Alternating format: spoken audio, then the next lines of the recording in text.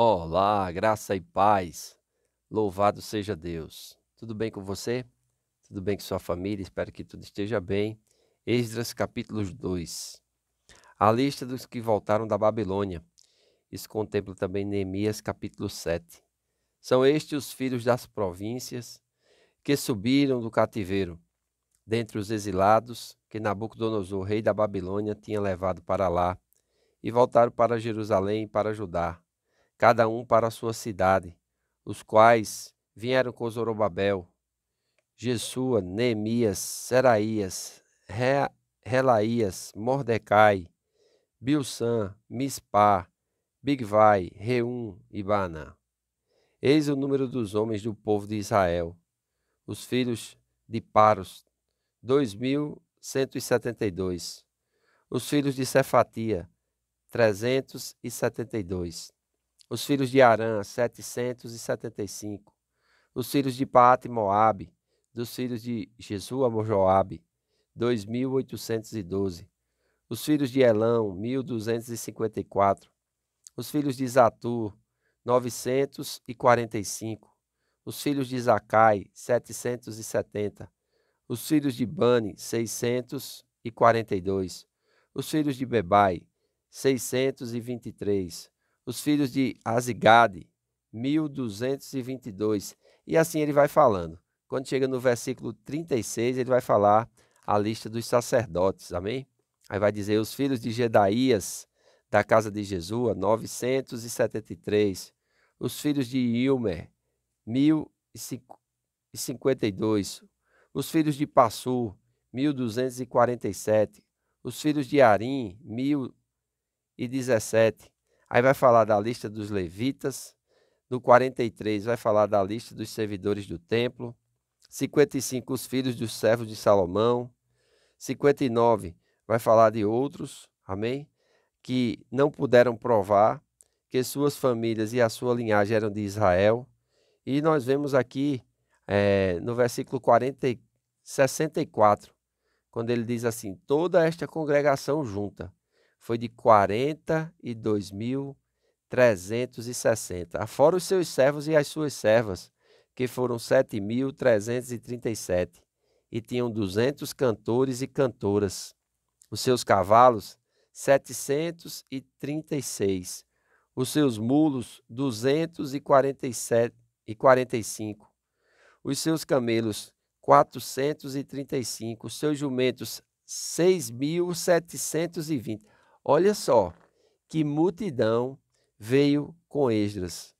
68 diz: alguns dos cabeças da família, vindo à casa do Senhor, a qual está em Jerusalém, deram voluntárias ofertas para a casa de Deus, para restaurarem no seu lugar.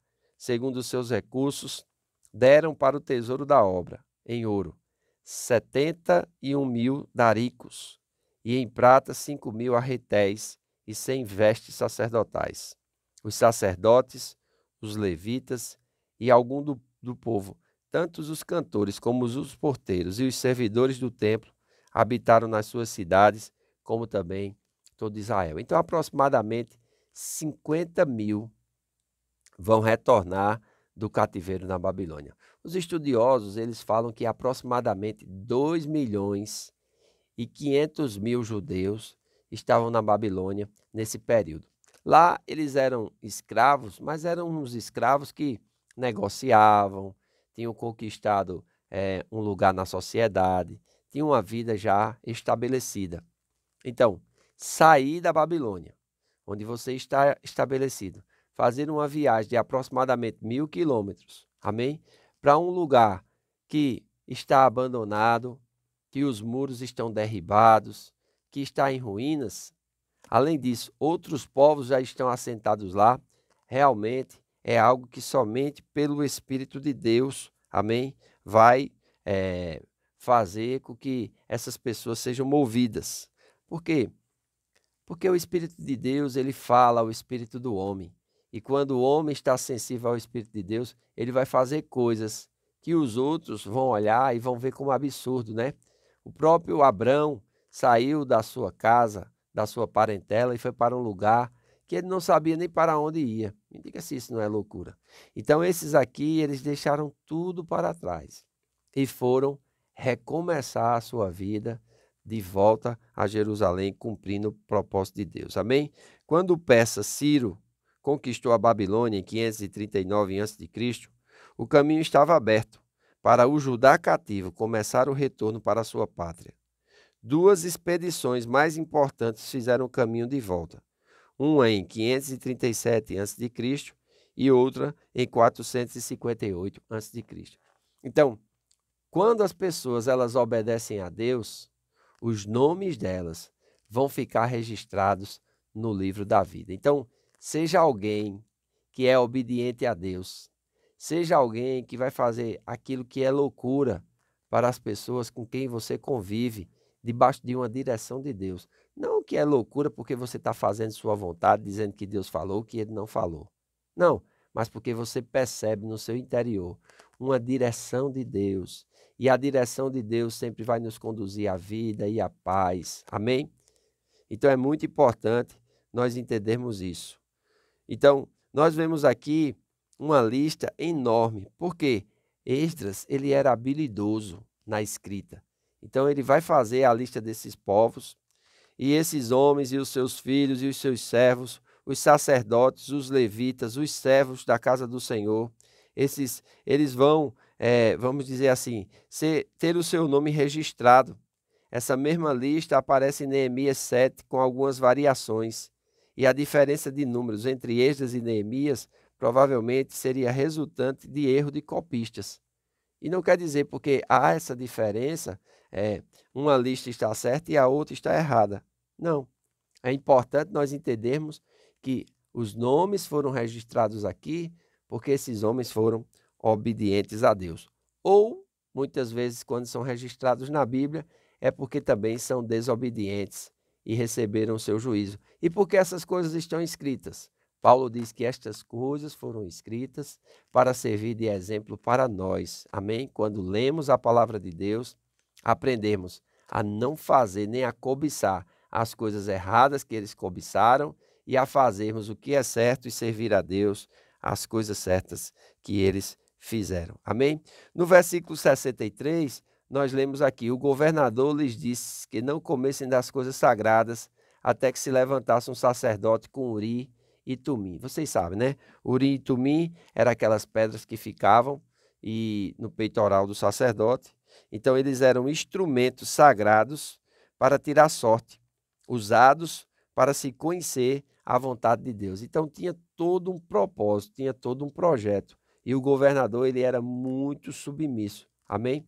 Além disso, a congregação, mesmo numa viagem que era para um lugar desconhecido, mesmo tanta gente, diz que ela tirou ofertas à casa do Senhor. O versículo 68 diz: algum das cabeças das famílias, vindo à casa do Senhor, a qual estava em Jerusalém, deram voluntárias ofertas para a casa de Deus, para restaurarem o seu lugar. Amém? Segundo os recursos, deram para o tesouro da obra, em ouro, 60.000 daricos, dracma de ouro, moeda grega ou persa, que tinha esse nome, daricos. E deram também 5.000 arretéis. Arretéis eram uma espécie de unidade babilônica para medir a prata. Então nós vemos aqui que eles estavam trazendo, porque estavam no Império Persa, estavam dentro desse império, estava voltando para reconstruir a cidade de Jerusalém, debaixo de uma direção de Deus. Eles começaram a financiar aquela obra. E assim hoje, Deus quer usar os meus recursos, os teus recursos, a minha vida, a tua vida, os meus talentos e os teus talentos, para que nós possamos cumprir a obra que Ele colocou no nosso coração para fazer. Não fique alheio à obra de Deus. Não fique distante nem isolado, mas seja alguém que participa, que arregaça as mãos e que trabalha para cumprir o propósito de Deus, como Paulo fala, né? Portanto, meus amados irmãos, sejam firmes e constantes, sempre abundantes na obra do Senhor, sabendo que no Senhor o vosso trabalho não é vão. Existe galardão, aqui estão os nomes desses homens registrados, assim como o meu e o teu nome também está registrado no livro da vida. Amém?